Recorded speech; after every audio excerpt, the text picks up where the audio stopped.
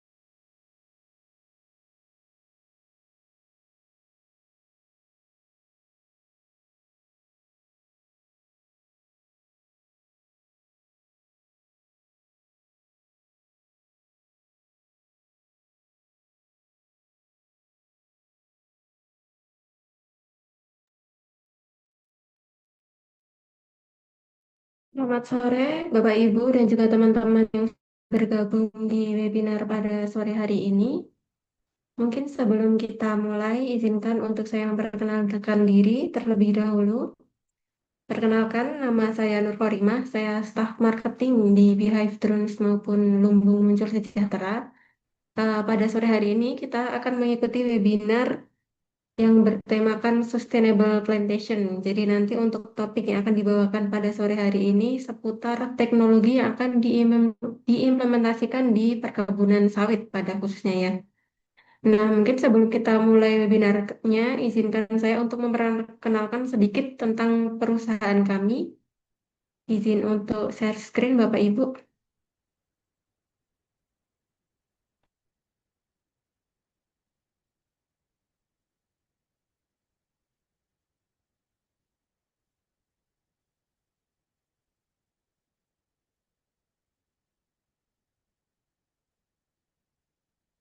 Sudah muncul ya share screen-nya. Oke, mungkin sedikit perkenalan aja. Perusahaan kami itu terdiri dari dua perusahaan. Aeroversum Group itu terdiri dari dua perusahaan, yaitu Beehive Drones dan juga Lumbung Muncul Sejahtera. Kami berlokasi di Yogyakarta. Mungkin dari teman-teman ataupun Bapak Ibu ada yang berdomisili di Yogyakarta, atau mungkin pernah main ke Yogyakarta, kita ada di daerah Pakem. Nah, perusahaan kami sendiri ini Beehive Drones itu berfokus pada riset dan penerapan teknologi drone. Sedangkan untuk PT Lumbung Muncul Sejahtera ini nanti lebih ke analisis datanya. Jadi dua perusahaan ini saling berkaitan di mana nanti setelah proses misalkan akuisisi data oleh Beehive Drones nanti dilanjutkan untuk analisis datanya oleh PT Lumbung Muncul Sejahtera. Demikian sedikit gambaran tentang perusahaan kami. Mungkin kalau misalkan ingin tahu lebih lanjutnya nanti bisa juga follow Instagram kami ataupun nanti kami kirimkan company profilnya untuk lebih detailnya. Nah, untuk menghemat waktu, mungkin nanti kita akan berkenalan dengan pemateri pada sore hari ini. Sore hari ini kita akan dibersamai dengan Mas Vincentius Kurnia Octaviano. Beliau ini adalah Chief Engineering dari Beehive Drones yang berpengalaman di bidang akuisisi data dan juga manufaktur drone.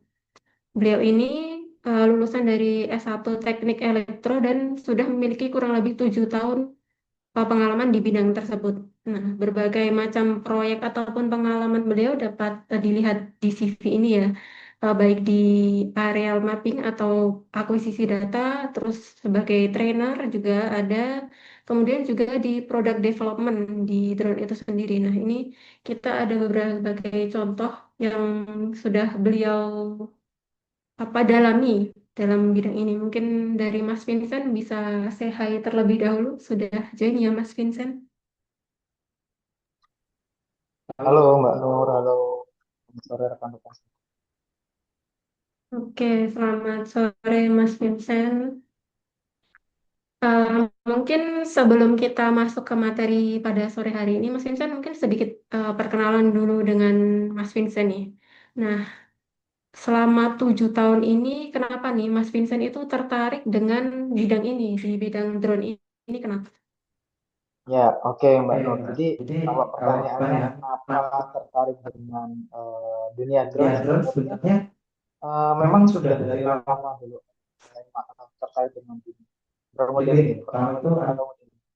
Mulai dari 2016, 2017 itu mulai dari SMK terus kuliah saya sangat tertarik dengan dunia aeromodeling. Terus waktu kuliah join grup atau kalau di kuliah itu dulu ada namanya UKM ya Mbak Nur. Jadi unit kegiatan mahasiswa itu di robot terbang gitu atau drone. Makanya saya gabung di situ dan ternyata dunia aeromodeling ini cukup luas dan tidak hanya sekedar pesawat terbang remote tapi memang banyak teknologi yang membutuhkan peran drone ini sendiri. Makanya setelah masuk kuliah dan masuk lagi ke dunia kerja di BF ini semakin tertarik lagi dengan yang namanya teknologi drone. Gitu. Mungkin kurang lebih seperti itu Mbak Nur. Gitu.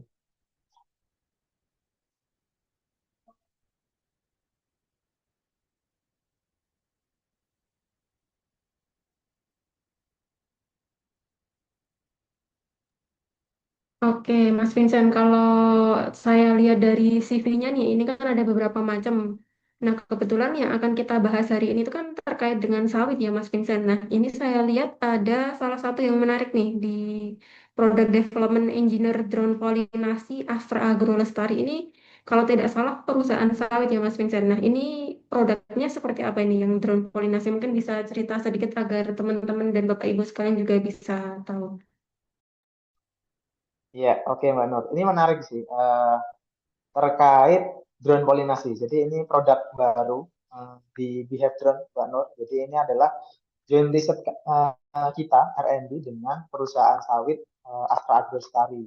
Nah, drone polinasi ini kurang lebih seperti apa? Yaitu ya sebuah drone armada terbang tanpa awak yang fungsinya untuk membantu polinasi buatan. Jadi kan polinasi ini kan di uh, pohon sawit atau kebun sawit itu kan harusnya secara alami ya, dibantu dengan angin atau serangga. Tapi uh, untuk saat ini memang serangga ini uh, dominasinya agak berkurang, makanya dibutuhkan polinasi buatan. Nah, polinasi buatan sudah dilakukan juga secara konvensional dengan manusia manpower, cuman performanya masih dirasa kurang. Makanya kita adanya riset and development untuk drone polinasi ini dan alhamdulillahnya ini Mbak Nur drone polinasi ini sudah menjadi produk kita juga sih, karena memang saat ini sudah kita mulai manufaktur secara mass production, walaupun tidak terlalu banyak, cuman sudah kalau dibilang sudah order apa manufaktur yang kita ini jalan ke 5 unitnya ini, jadi sudah mulai diproduksi terus untuk drone polinasi ini sendiri gitu Mbak Nur. Oke, cukup menarik ya Bapak Ibu sekalian. Nanti mungkin karena untuk menghemat waktunya, kita langsung saja masuk ke materinya aja ya Mas Vincent. Ya. Hmm.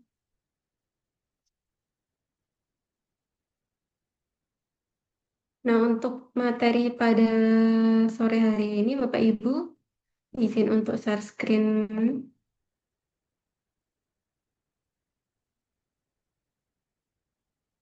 Oke, materi pada sore hari ini kita akan membawakan materi drone untuk sawit, khususnya nanti di cara cepat dan akurat monitoring kesehatan tanaman. Nah, untuk menyampaikan materi ini, saya serahkan sepenuhnya kepada Mas Vincent. Nanti di akhir akan ada sesi tanya jawab. Nanti Bapak Ibu jika di tengah penyampaian materi ada pertanyaan, nanti bisa langsung dikirimkan di chat Zoom aja. Nanti akan dibacakan saat sesi Q&A. Dan nanti juga akan ada peserta terpilih dari Q&A ini yang akan mendapatkan voucher yang akan diumumkan di Instagram Beehive Drones ataupun Lumbung Muncul Sejahtera. Jadi pastikan untuk follow dan juga memantau Instagram tersebut. Untuk penyampaian materi, saya silakan Mas Vincent. Siap, terima kasih Mbak Nur. Mungkin saya ulangi ya, teman-teman atau rekan-rekan semua, selamat sore. Eh, Tadi sudah dikenalkan saya melalui Mbak Nur, tapi mungkin lebih baiknya saya juga perkenalan secara mandiri. Saya sendiri Vincentius Kurnia Octaviano, mungkin biasa dipanggil Vincent. Saya di Behave di bagian civil engineer, yang mana pada tahun ini saya fokus untuk di kepala teknis di bagian Behave Drone gitu. Nah, mungkin Mbak Nur sedikit cerita juga. Ini adalah webinar saya yang kesekian kalinya ya. Tapi di webinar kali ini mungkin saya ada rasa excited sendiri mungkin karena cukup menarik ini topiknya, drone nyawit ya, atau drone untuk sawit gitu. Yang mana fokusnya adalah untuk topik cara cepat dan akurat monitoring kesehatan tanaman. Jadi teman-teman semua, pada sesi kali ini kita akan membahas bagaimana teknologi drone dapat dimanfaatkan untuk membantu monitoring kesehatan tanaman sawit secara lebih akurat dan cepat gitu. Next, nah, mungkin intro sedikit ya teman-teman. Kita lihat ini ada cuplikan video, 2 video, mungkin bisa di play, dibantu play operator. Nah, yang sebelah kiri ini adalah video pengawasan kebun sawit menggunakan drone BVD V25, yang mana ini drone Vitol untuk surveillance adalah salah satu produk dari Behave Drone. Gitu. Terus sebelahnya ada drone polinasi, yaitu tadi yang eh, tadi sudah di spill tadi waktu di depan dengan Mbak Nur. Ini adalah tampilan atau video terbang kita untuk drone polinasi. Gitu. Nah, memang drone untuk sawit ini saya rasa banyak ya teman-teman, mulai dari sprayer, terus pemetaan, terus pengawasan. Cuman di BIOS sendiri memang kita ada produk-produk tersebut. Nah, tapi untuk topik pada sore kali ini difokuskan untuk drone yang membantu dalam proses monitoring kesehatan tanaman sawit gitu.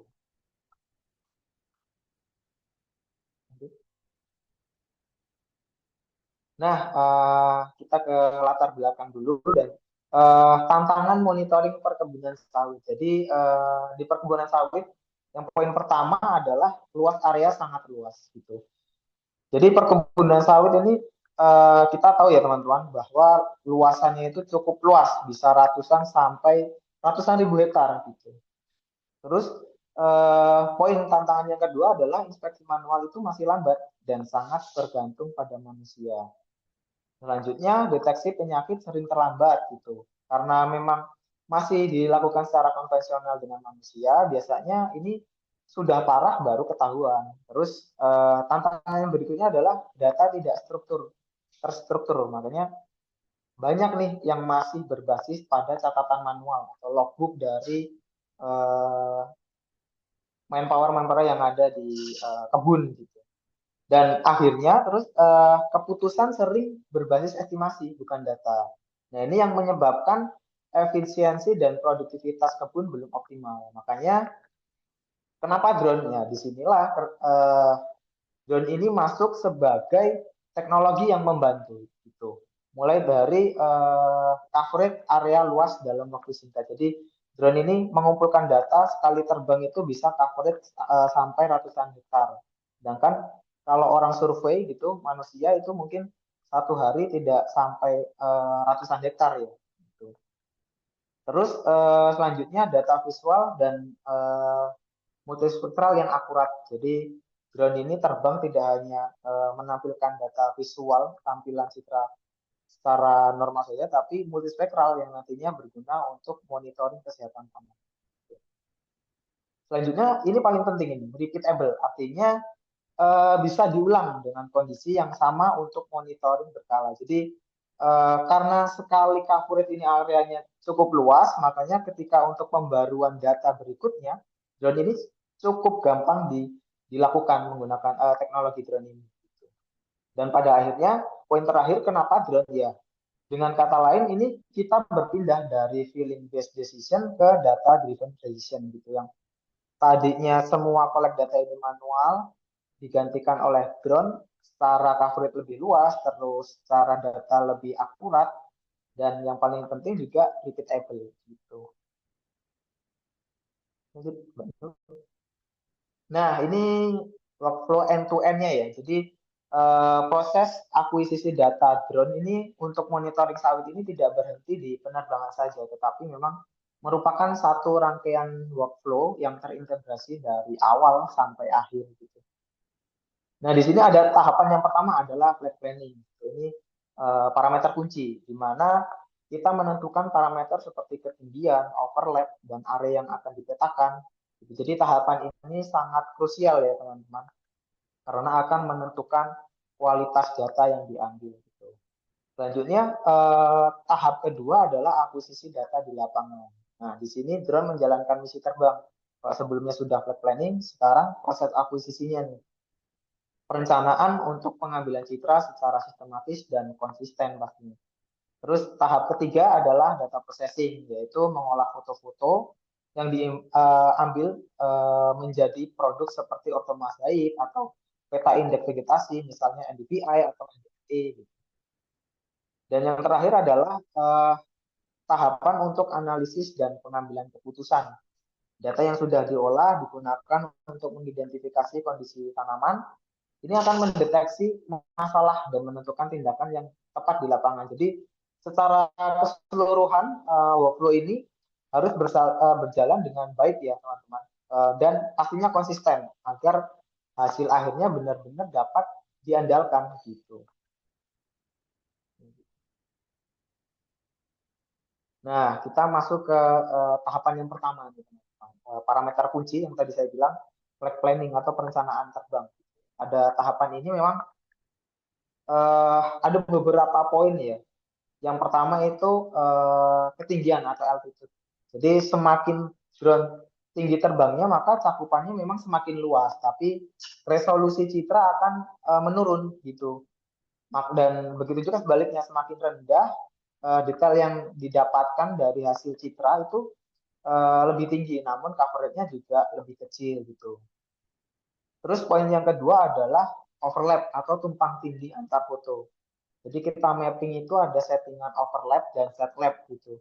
Kan biasanya menggunakan font overlap itu sekitar 75 sampai 85%. Nah, ini memang sudah cukup baik dianjurkan untuk rank segitu. Dan untuk set overlapnya itu 65 sampai 75% sudah cukup. Jadi kalau pengalaman saya dan teman-teman tim lapangan dulu ini menggunakan overlay biasanya di 75 dan satellite-nya di 70. Ini sudah cukup mendapatkan hasil yang cukup bagus gitu. Overlap ini memang penting agar software untuk proses setelah akuisisi data tadi nanti ada proses stitching itu dapat berlangsung dengan baik sehingga pembuatan ortomozaiknya juga dapat jalan lancar dan hasilnya juga cukup akurat gitu. Selanjutnya poin yang ketiga adalah kecepatan terbang. Jadi jika terlalu cepat gambar itu jika terlalu cepat gambar yang diambil atau drone ini memang semakin cepat terbangnya memang datanya atau collect data semakin cepat, tapi juga ini mempengaruhi gambar yang bisa menjadi blur gitu. Terutama jika shutter speed shutter speednya tidak cukup tinggi ya teman-teman. Jadi biasanya kalau kamera RGB mungkin masih bisa ngimbangin kecepatan drone, tapi biasanya kalau kamera multispektral gitu memang harus disesuaikan dengan shutter speed yang ada di settingan kameranya gitu. Jadi kecepatan ini memang harus disesuaikan dengan kondisi pencahayaan juga dan kemampuan kameranya.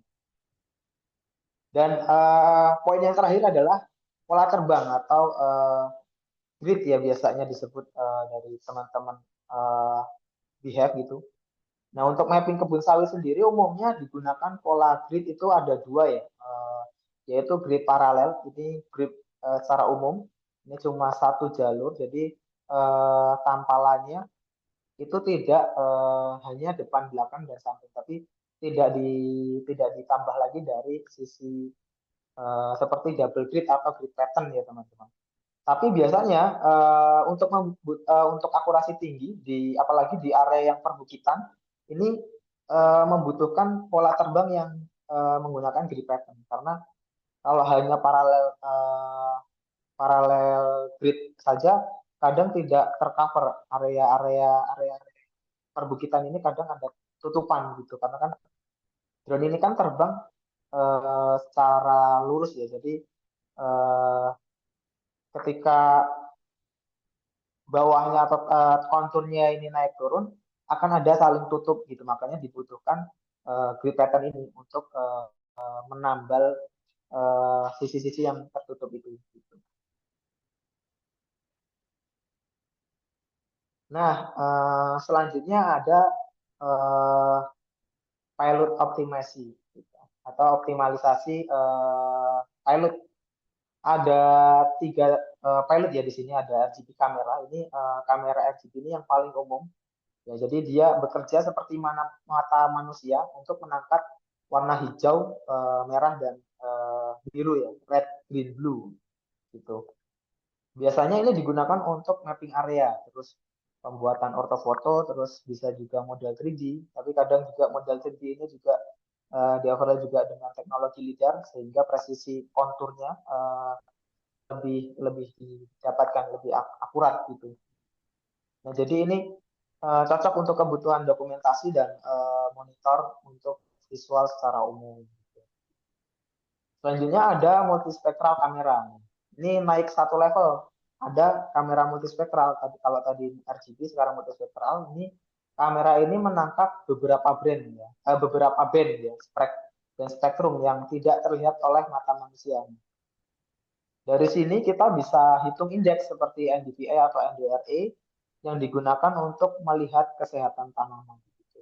Yang tanaman yang terlihat hijau belum tentu sehat, tapi menggunakan multispektral ini kita bisa tahu kondisi yang sebenarnya. Terus ke level yang berikutnya yaitu hyperspektral kamera. Jadi ini mirip multispektral, cuman radio metriknya atau wavelengthnya ini lebih tajam. Kalau multispektral itu hanya beberapa band, biasanya 5 band gitu. Kalau hyperspektral ini biasanya sampai ratusan band. Gitu. Artinya kita bisa melihat informasi yang jauh detail lagi teman-teman. Mulai dari stres tanaman, kandungan air, terus bahkan komposisi materialnya gitu. Nah, biasanya digunakan untuk riset dan analisis yang lebih spesifik gitu. Nah, biasanya ini di sawit juga sangat membutuhkan ini. Jadi untuk analisa kesehatan tanaman atau stres tanaman ini bisa lebih optimal lagi. Gitu. Nah, dari sini kita jadi tahu nih pemilihan pilot itu atau sensor yang kita gunakan itu ya harus disesuaikan dengan tujuan, bukan bukan berarti yang paling canggih itu yang terbaik, tapi ya yang paling sesuai dengan kebutuhan analisa di lapangan ya itu yang akan kita gunakan gitu. Yang penting intinya kita tahu kita mau ambil data apa, ya kita harus pakai kamera seperti apa.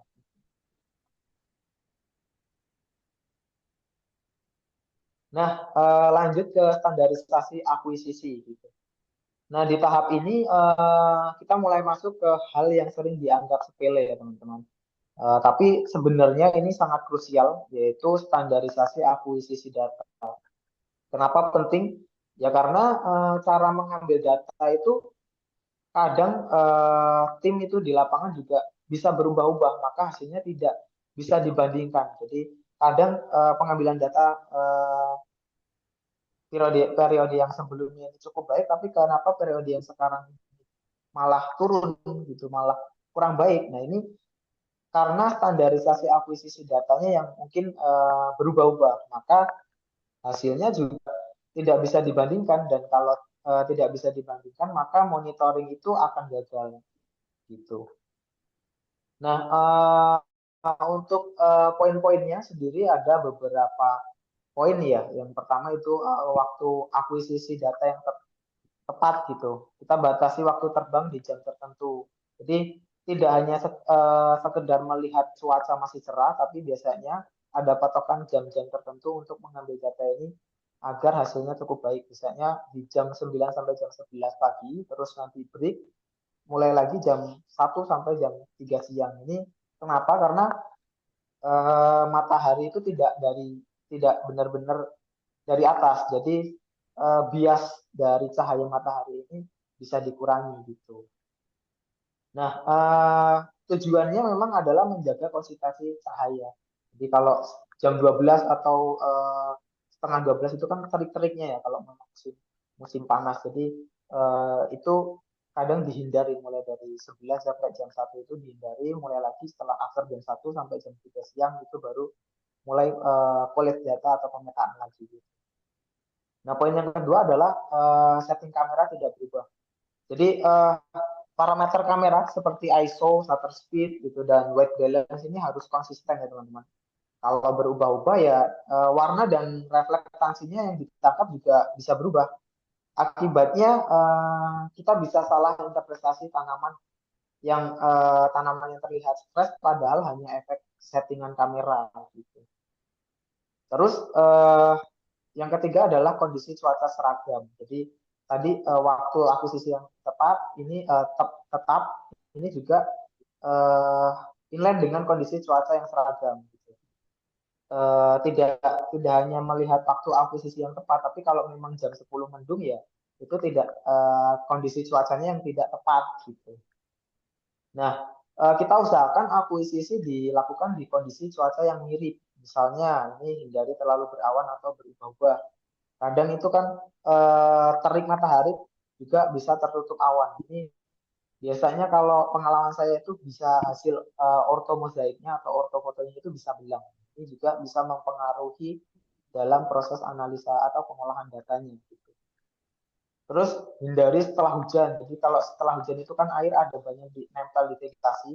Itu juga ketika walaupun sudah terang lagi cahaya matahari sudah kelihatan lagi, tapi bias dari bias dari air yang nempel di vegetasi itu juga mempengaruhi dari data nanti yang kita hasilkan. Terus kondisi ini akan mempengaruhi reflektasi tanaman dan kualitas datanya pastinya. Dan poin terakhir adalah target GSD. Jadi kita harus tentukan nih ground sampling distance-nya ini mau seakurat apa. Jadi GSD ini adalah seberapa detail kita melihat objek di tanah. Jadi semakin kecil GSD-nya, makanya semakin detail citra drone atau ortho drone yang nanti kita dapat. Begitu juga semakin besar GSD-nya ya semakin kasar atau semakin agak blur ya kalau boleh saya bilang. Gitu. Mungkin sebagai contoh ini juga ada di kanan bawah ini mulai dari 1 mili, 2 mili ini sangat detail ya teman-teman. Sampai daun kecil pun terlihat. Beda dengan 5 cm. sudah cukup kasar, hanya terlihat bentuk umumnya. Nah, memang untuk agriculture itu memang untuk pertanian biasanya di 3 sampai 5 cm per GSD-nya itu sudah cukup baik ya. Walaupun eh, mau kurang dari lebih dari itu, bukan lebih dari itu sih. Mau 1 cm atau bahkan 1 mili per pixel ini juga lebih baik lagi, cuman biasanya lebih berat di pengolahan datanya. Nah, dari sini kita tahu mendeteksi masalah sejak dini itu seperti stres atau penyakit awal itu memang kita butuh GSD yang cukup kecil ya dan cukup akurat. Nah, lanjut ke akuisisi data. Jadi tadi setelah semuanya planning selesai, terus pemilihan pilotnya, terus standarisasi akuisisi datanya, kita masuk ke tahap akuisisi datanya. Ini poin yang pertama dimulai dari preflight checklist. Jadi sebelum terbang ini parameter atau poin wajib ya teman-teman, melakukan pengecekan. Jadi mulai dari baterai, GPS, sensor, terus area sekitar. Ini untuk memastikan tidak ada masalah teknis saat penerbangan. Jadi jangan sampai ini terlewatkan ketika drone sudah terbang, ternyata nanti banyak masalah yang muncul waktu di atas. Jadi bisa mengakibatkan drone crash gitu. Selanjutnya ada kalibrasi sensor. Nah, sensor terutama kamera dan GPS. Jadi biasanya kamera multispektral ini setiap terbang harus dikalibrasi ya. Ada panel kalibrasinya sehingga radiometrik di sensornya ini bisa terkalibrasi dan nanti data yang bias atau tidak akurat ini bisa bisa diminimalkan gitu. Terus poin yang ketiga, hindari angin kencang. Jadi angin kencang ini bisa menyebabkan drone tidak stabil, terus pastinya fotonya juga bisa blur, bahkan resiko crash. Kadang kita juga mengabaikan ini, misal kita sudah punya drone VTOL dengan bentang sayap sampai 3 meter, yang mana spek wind levelnya sampai level 10 gitu. Kita mengabaikan angin kencang ini, tapi walaupun drone bisa terbang stabil, bisa melawan angin, tapi tidak dengan hasil citra yang didapatkan. Biasanya tetap kamera juga tergantung dari kecepatan drone yang digunakan. Jadi semakin cepat drone-nya, maka shutter speed-nya tadi juga harus bisa mengimbangi ya. Terus pencahayaan konsisten pastinya, terus dan yang terakhir adalah penggunaan DCP. Ini penting ya teman-teman. Ini juga ground control point ini adalah titik referensi di tanah yang kita ukur secara presisi, biasanya menggunakan GPS geodetik. Gitu. Nah, di bawah ini ada contoh gambar yang sebelah kiri ini proses pengukuran GCP di lapangan. Terus yang sebelah kanan ini plotting atau distribusi titik GCP di area mapping. Secara fungsi ini adalah pastinya untuk meningkatkan akurasi posisi atau georeferencing ya. Terus mengurangi distorsi pada peta dan yang terakhir bisa membuat data ini digunakan lebih presisi untuk proses analisa datanya.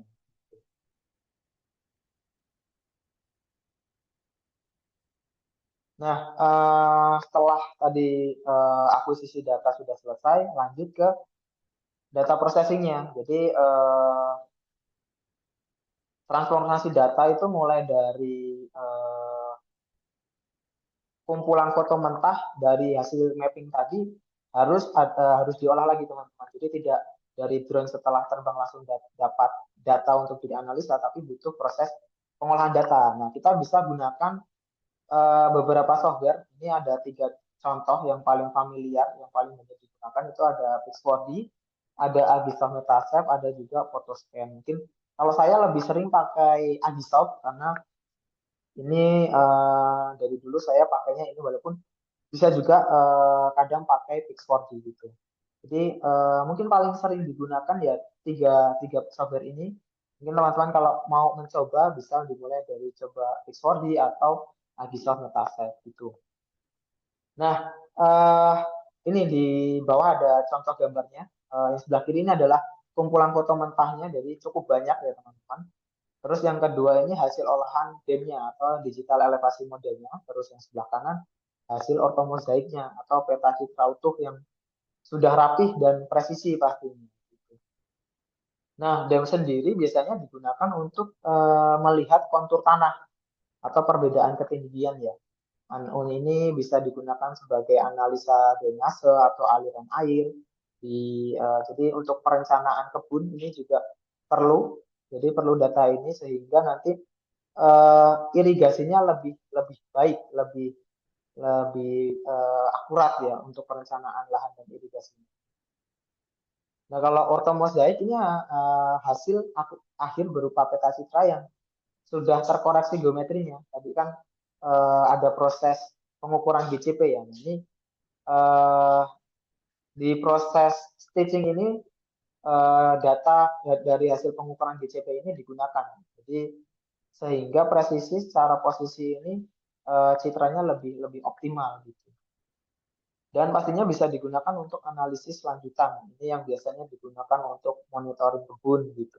Atau bisa juga untuk uh, penghitungan penghitungan pohon gitu.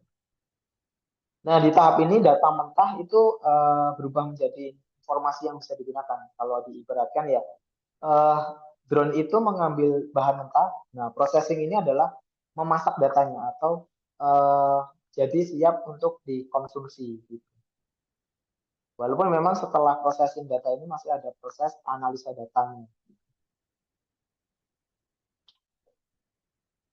Lanjut, ini ada contoh output dan interpretasinya ya. Jadi uh, di sini value sebenarnya yang sebenarnya ini muncul bukan di drone-nya tapi di insight-nya. Jadi hasil dari data yang dikolek drone ini outputnya seperti apa? Ini contohnya orthomozaik NDVI map ya teman-teman. Ini untuk mengukur kesehatan tanaman berdasarkan reflektasi. Ini bisa diinterpretasikan hijau itu sehat, terus kuning itu stres, merah itu tidak sehat. Nah, warna hijau ini menunjukkan tanaman yang baik. Jadi ketika tadi ini di contoh gambarnya ini, contoh ortonya ini kan ada yang hijau, ada yang kuning, ada yang merah. Ya, ini interpretasinya seperti apa ya tadi? Kalau hijau ini sehat, terus kuning stres, dan merah ini tidak sehat. Jadi tidak sehat juga bisa diindikasikan atau apakah kekurangan pupuk atau memang penyakit gitu.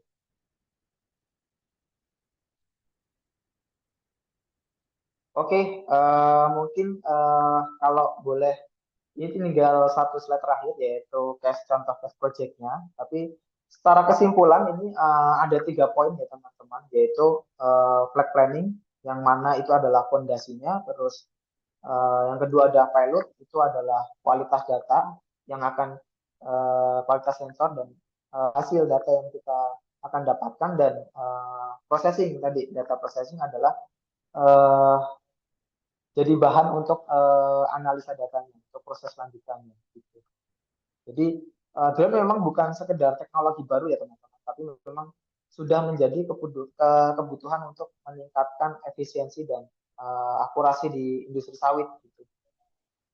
Siapa yang bisa mengolah data lebih baik ya dia yang akan unggul.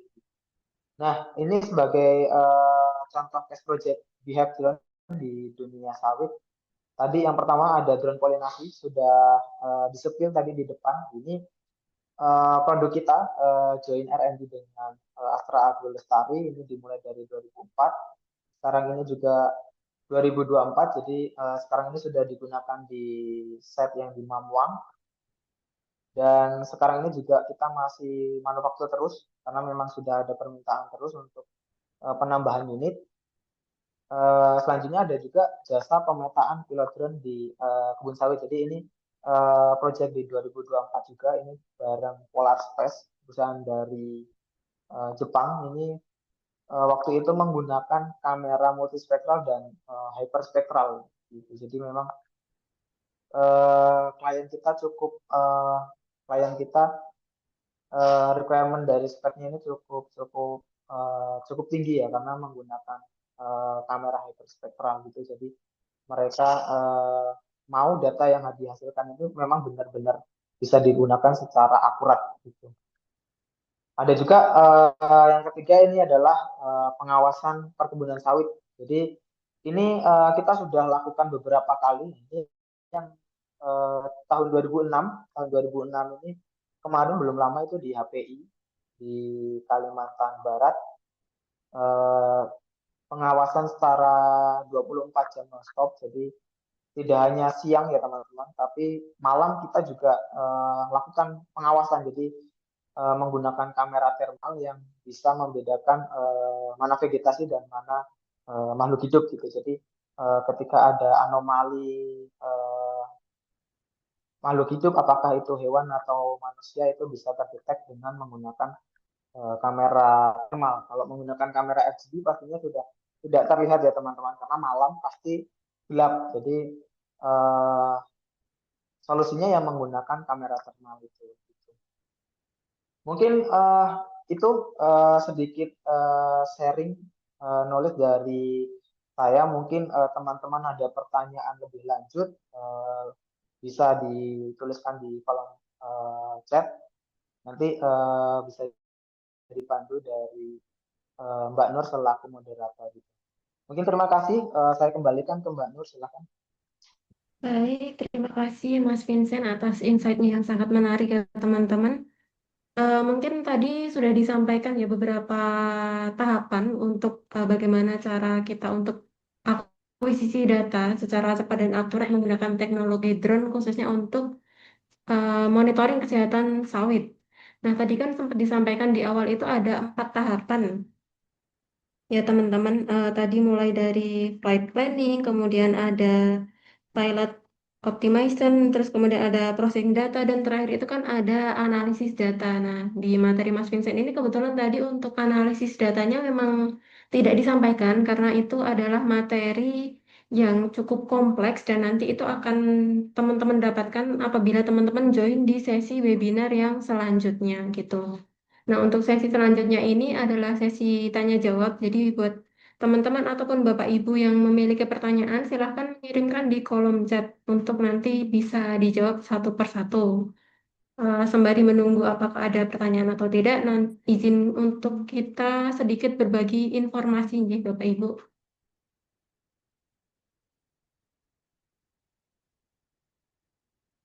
Nah, seperti yang tadi sudah saya sampaikan, untuk materi analisis kesehatan sawit ini tuh akan dibahas lebih lanjut dan lebih mendetail di sesi webinar selanjutnya, yaitu yang akan dilaksanakan di 28 April 2026. Jadi nanti gimana proses, tadi kan sudah sampai di outputnya pengambilan drone itu berupa data ortomozaik. Nah, bagaimana data itu diolah lebih lanjut menjadi Betul. peta ataupun menjadi insight-insight yang bisa digunakan untuk action, istilahnya actionable insight itu nanti akan diolah lebih lanjut data spasialnya oleh data analis kita kayak gitu. Jadi prosesnya masih ada lanjutannya kayak gitu.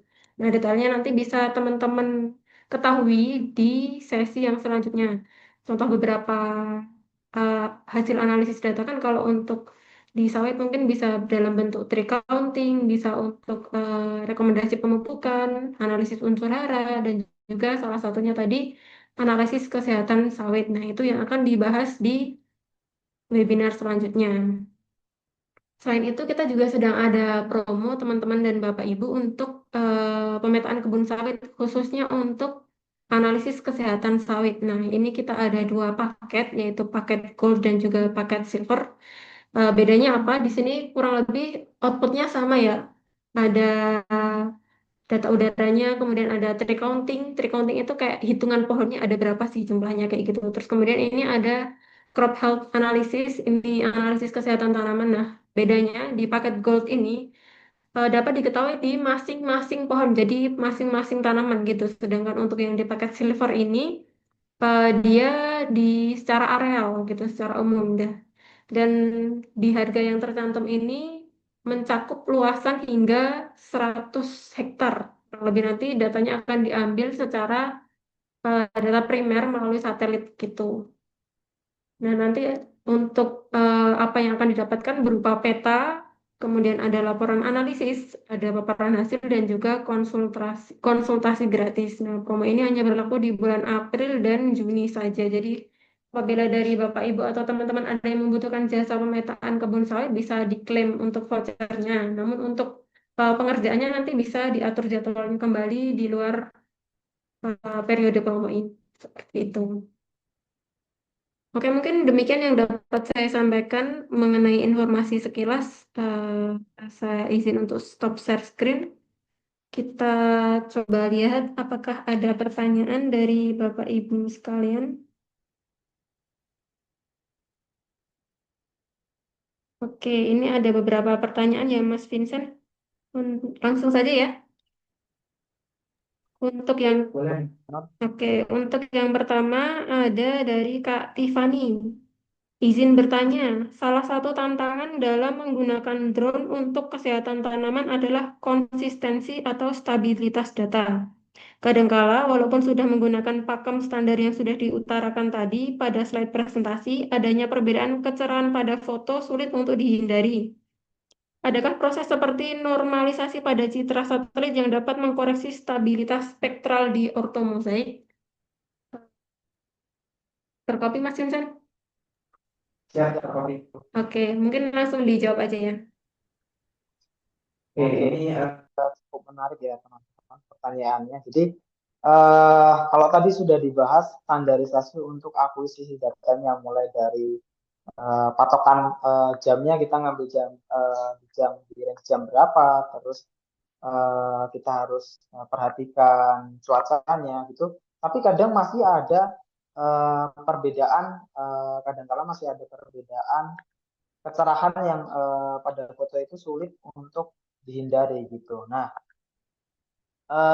apakah proses seperti ini normalisasi pada adakah proses seperti normalisasi pada citra satelit yang dapat mengkoreksi stabilitas spektral di otomosaik gitu. Jadi ini sebenarnya pertanyaannya lebih ke analisa datanya ya, Mbak Nur gitu. Tapi mungkin saya bantu jawab sedikit.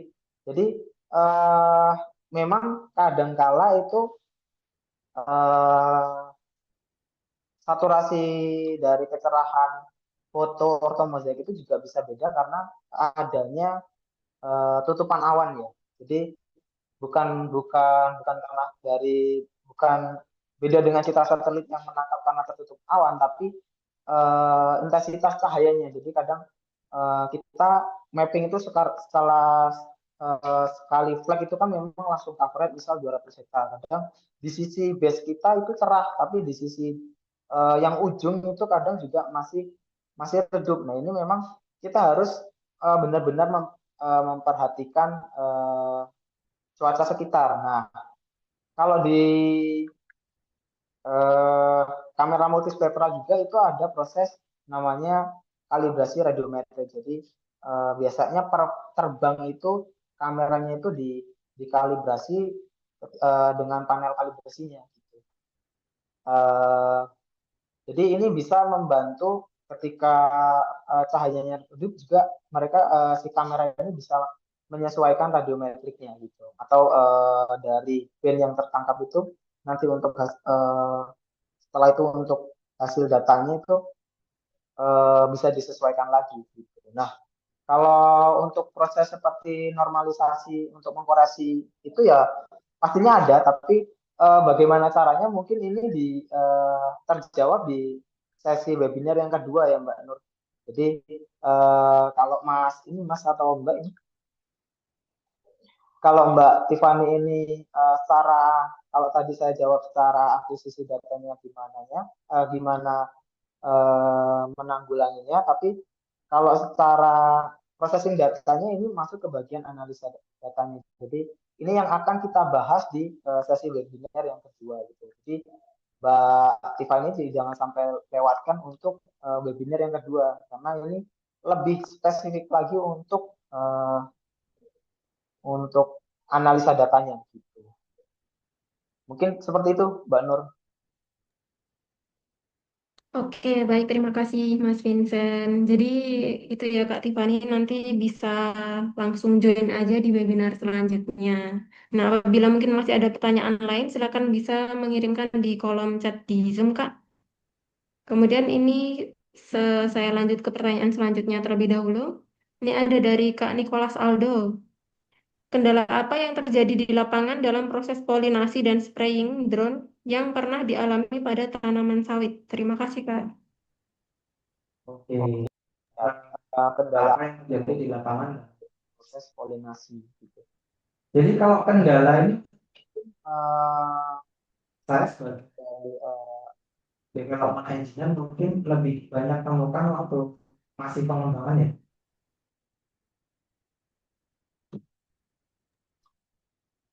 jadi banyak walaupun kita sudah susun beberapa dokumen dalam perencanaan riset, banyak temuan-temuan di lapangan ini yang mempengaruhi eh, proses polinasi mulai dari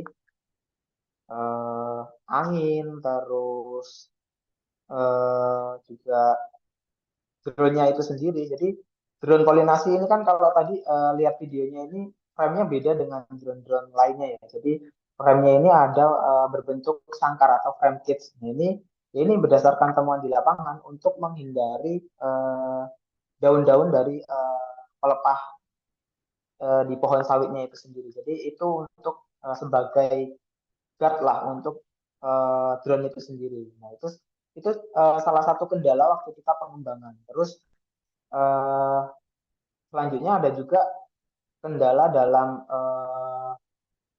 spraying bubuk polennya. Jadi spraying bubuk intisarinya itu harus dibatasi untuk meminimalkan cost ya, cost untuk operasional. Jadi setiap kali spray itu harus terukur flow rate-nya yaitu 1 gram. Ini waktu itu kita riset itu juga cukup lama untuk dapat hasil yang tidak fluktuatif. Dalam artian kadang 1 gram, tapi kadang kurang dari 1 gram, bahkan kadang juga langsung 3 gram. Ini kan eh, masih fluktuatif ya, artinya tidak tidak akurat. Makanya ini jadi salah satu kendala yang terjadi di lapangan. Nah, eh, sekarang ini yang existing ini drone polinasinya ini sudah menggunakan sistem polinasi polen ini yang versi 2. Jadi sudah banyak improvement dan upgrade lah istilahnya untuk hasil per spraying ini dapat benar-benar akurat per 1 gram gitu.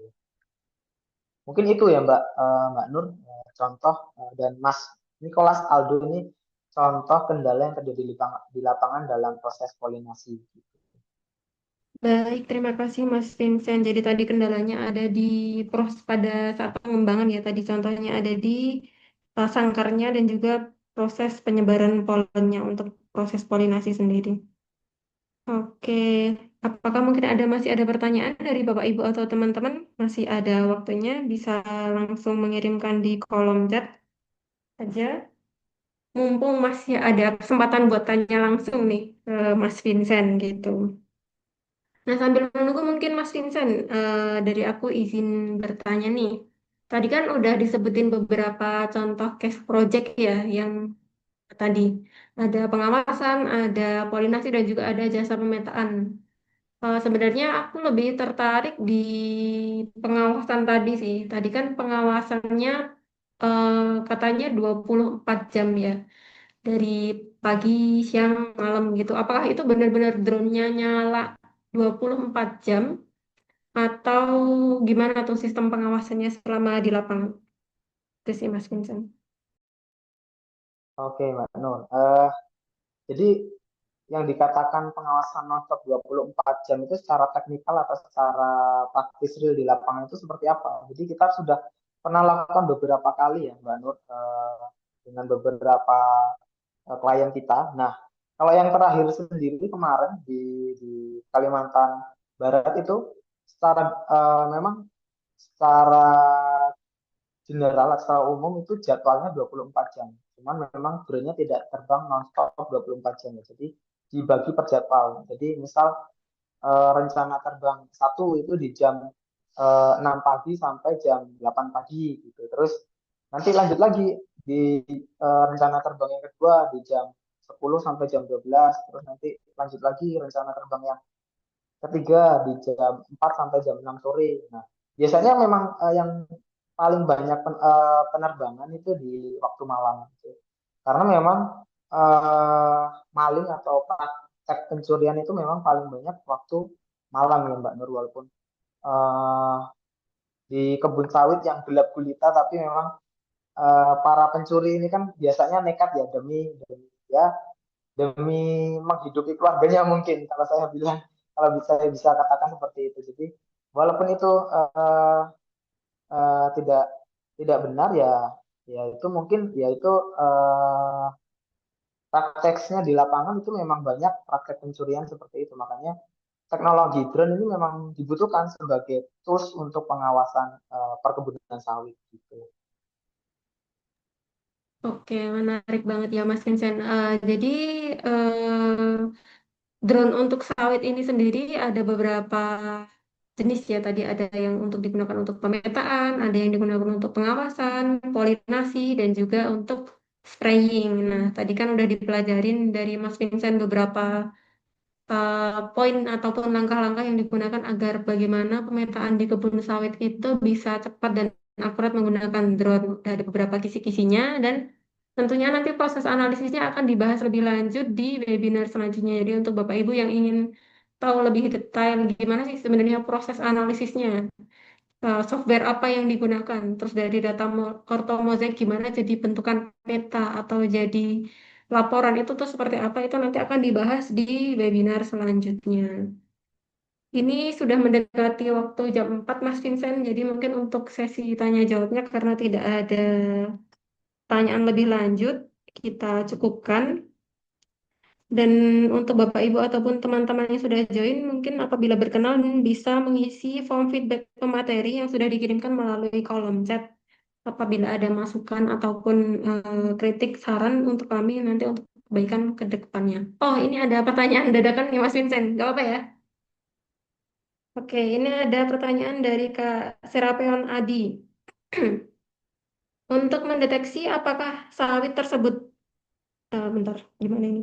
Untuk mendeteksi apakah sawit tersebut bagaimana, apakah perlu mengambil banyak dataset dari pohon sawit lalu kita training seperti menggunakan YOLO, menggunakan kamera yang tadi sudah dijelaskan? Agak bingung ini, kayaknya teknis sekali. Nih, mungkin Oke, Mas Vincent lebih paham. Kita tidak dibatasi 1 jam kan ya Mbak? Nah, walaupun nanti dalam tandanya 1 jam, mungkin kalau lebih dikit nggak apa-apa ya, masih bisa ya. Aman-aman. Jadi gimana sih cara mendeteksi sawit ini, atau ini apakah perlu mengambil banyak dataset dari pohon sawit lalu kita training menggunakan software AI, atau di sini dikatakan dulu ya, apakah menggunakan kamera yang tadi sudah dijelaskan. Nah, jadi memang praktis di kita itu eh, untuk mendeteksi apakah sawit itu butuh butuh pupuk atau memang ada penyakit atau kesehatannya memang buruk, itu tidak menggunakan data set. Jadi kita hanya melakukan fotogrametri atau pemetaan menggunakan kamera multispektral, atau bisa lebih baik dengan menggunakan kamera hyperspektral. Nah, setelah pemetaan tadi kan dihasilkan data-data raw, data foto ya. Terus ada proses pengolahan foto tadi, stitching tadi namanya, atau image alignment gitu, menjadi sebuah foto besar atau ortomozaik. Nah, dari ortomozaik itu nantinya dianalisa menggunakan beberapa software. Nah, softwarenya apa aja? Besok akan dibahas di webinar yang kedua. Jadi kita hanya tidak menggunakan mengambil dataset ya, tapi memang secara pengembangan algoritma kami itu waktu awal kita compare atau kita bandingkan dengan hasil uh, pengambilan data real di lapangan. Jadi kita salah satu ambil contoh koordinat, satu koordinat, kita ambil daunnya, kita sampelkan, terus nanti hasil dari analisa datanya seperti apa dan hasil dari labnya seperti apa, nanti kita bandingkan. Jadi nanti bisa diregresi, terus nanti probabilitas kesamaannya dari hasil lab dan hasil olahan datanya atau analisa datanya itu berapa persen gitu. Nah, kalau nggak salah itu di kita algoritma sudah sampai 92%, jadi sudah cukup tinggi ya. Jadi tidak butuh lagi pengambilan dataset di pohon sawitnya. Jadi kita tidak perlu proses training untuk, jadi tidak menggunakan YOLO ya Mas Adi gitu. Jadi kita hanya melakukan step by step tadi. Step yang terakhir besok di webinar yang kedua yaitu intinya untuk analisa datanya untuk ya sampai menghasilkan data untuk keputusan treatment yang untuk dilakukan di lapangan gitu. Seperti itu Mbak. Apakah terjawab Mas Adi? Terjawab Mas? Oke, terima kasih Mas Vincent. Jadi untuk Mas Adi, untuk mendeteksi kesehatan sawit ini tuh prosesnya nggak cukup di drone aja ya sebenarnya. Jadi drone itu tuh media yang digunakan untuk akuisisi datanya.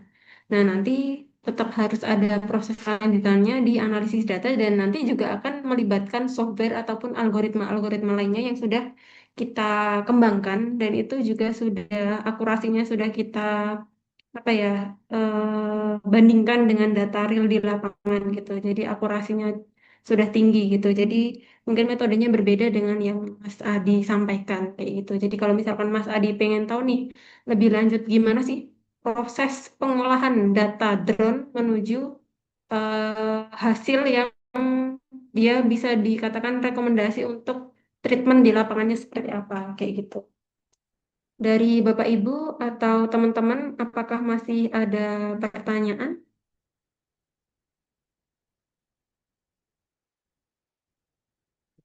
Cukup mungkin ya. Kalau misalkan memang masih ada pertanyaan, mungkin bisa disampaikan melalui admin atau mungkin bisa juga kalau memang nanti lebih ke analisisnya bisa langsung aja besok join di webinar selanjutnya gitu. Untuk ditanyakan kepada pemateri selanjutnya. Oke. Mungkin untuk webinar pada sore hari ini saya izin untuk cukupkan. Terima kasih kepada Mas Vincent yang sudah menyampaikan materinya dan juga terima kasih kepada Bapak Ibu dan juga teman-teman yang sudah hadir di webinar sore hari ini. Semoga ilmu yang didapatkan bisa bermanfaat dan juga bisa menambah wawasan lebih lanjut. Jikalau mungkin dari Bapak Ibu ada yang ingin memiliki kebutuhan ataupun ingin konsultasi bisa langsung menghubungi admin dan juga nanti bisa kita diskusikan lebih lanjut. Mungkin sebelum kita tutup untuk webinar pada sore hari ini, mohon izin untuk mungkin bisa foto bersama, Bapak Ibu. Apabila berkenan untuk on cam, mungkin bisa on cam terlebih dahulu.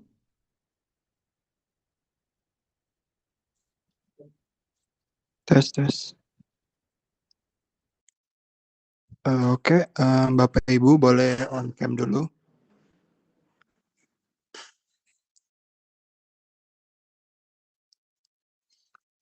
Kita ambil gambar. Boleh dalam hitungan ketiga. 1, 2, 3. Boleh sekali lagi. 1, 2, 3. Oke, terima kasih.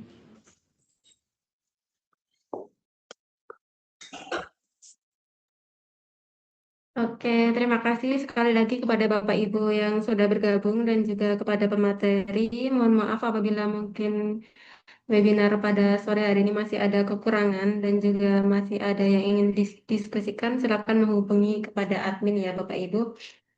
Terima kasih atas waktunya. Saya tutup untuk webinar pada sore hari ini. Terima kasih dan selamat sore. Peserta diizinkan untuk live.